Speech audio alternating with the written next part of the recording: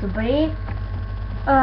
Всъщност не мога да я покажа всичките. Повечето си ги гледат. Смисъл, те не са много.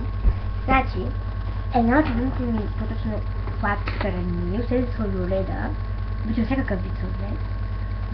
Другата е точно тия бомбони. Ще казвам, че ги обожавам, наистина ги обожавам. Ето. Това са и аз.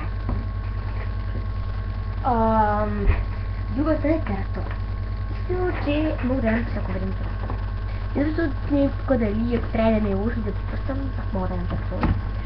Обожавам го. Обичам и кисело мляко. Много го обичам. Друга храна. Не знам, лучка напитка. Реално обичам. Обичам всякакъв коктейли, алкохолни, безалкохолни. Айс шоколад, айс кафе също. Не знам, че не покажете. Нещо, което обичам. Кола? Да. Натурално сокове също. Абе, общо всичко ми е любимо.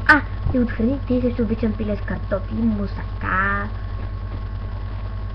пържени картофи и така нататък. Абе, общо много са ми любими храните.